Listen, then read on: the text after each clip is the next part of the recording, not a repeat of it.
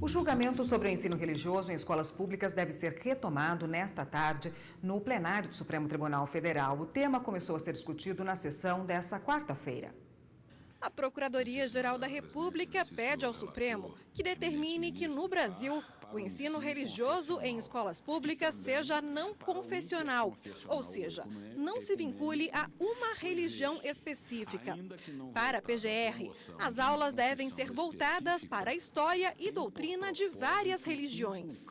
A escola pública não é lugar para o ensino confessional e também para o interconfessional ou ecumênico, pois este, ainda que não voltado à promoção de uma confissão específica, tem por propósito inculcar nos alunos princípios e valores religiosos partilhados pela maioria, com prejuízo de visões ateístas, agnósticas ou de religiões com menor poder na esfera sociopolítica. A Advocacia Geral da União destacou que no Brasil as aulas de ensino religioso não são obrigatórias e defendeu o ensino confessional. O Estado é obrigado a oferecer, mas o dispositivo também diz que a matrícula é facultativa, respeitando, portanto, o espaço de opção próprio do indivíduo, de escolha, também no próprio conteúdo do parágrafo 1º. E mais, que se dará nos horários normais, como foi aqui mencionado. Revelando o quê? Revelando que o Estado considera, sim, importante o ensino religioso. O relator do caso, o ministro Luiz Roberto Barroso, defendeu que o ensino religioso em escolas públicas não se vincule a uma só religião.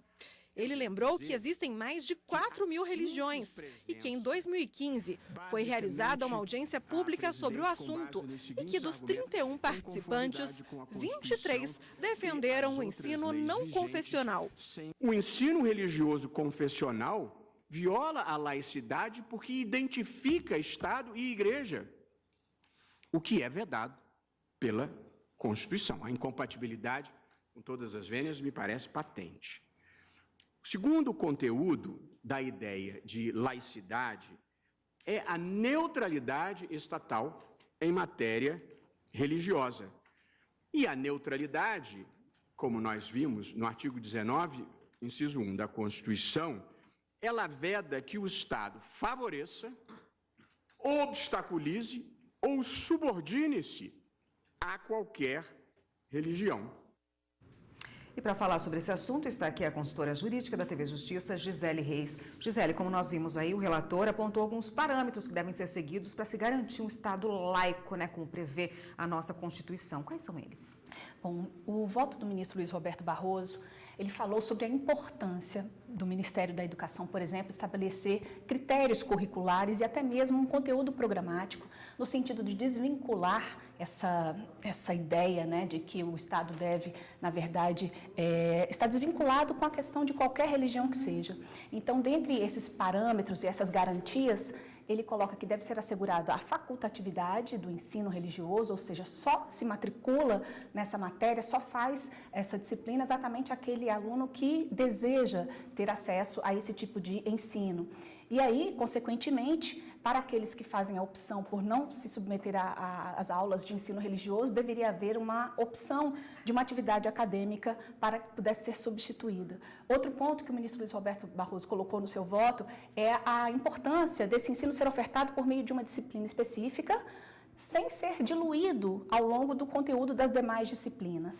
Então, o que ele coloca é exatamente esses pontos para poder preservar a possibilidade de se ter essa liberdade de religião. A liberdade religiosa está prevista na Constituição, né? Que pontos ela prevê? O que diz sobre esse assunto? A Constituição Federal, além dessa questão da liberdade religiosa, que está prevista no artigo 5º, que diz que é inviolável a liberdade de consciência, de crença, e que está, inclusive, sendo assegurado a manifestação dos cultos de qualquer natureza, ela também prevê a caracterização do Estado brasileiro como um Estado laico. O artigo 19 da Constituição Federal diz que é vedado tanto à União, aos Estados, ao Distrito Federal e aos municípios estabelecer cultos religiosos ou igrejas, subvencioná-los, enfim, Quando se tem essa ideia de Estado laico, é para poder demonstrar que o Estado ele é independente da Igreja. Ele não deve ser a favor nem contra qualquer tipo de religião. As decisões tomadas, as decisões políticas não devem ser influenciadas por questões religiosas. Então, o Estado brasileiro é um Estado laico, diferentemente de um Estado confessional em que você estabelece uma religião oficial para aquele país. Então, a Constituição Federal ela estabelece isso, mas também estabelece o ensino religioso, né, lá no artigo 210, o parágrafo 1º, prevê que o ensino religioso ele será ofertado em caráter facultativo para todas as escolas públicas do ensino fundamental.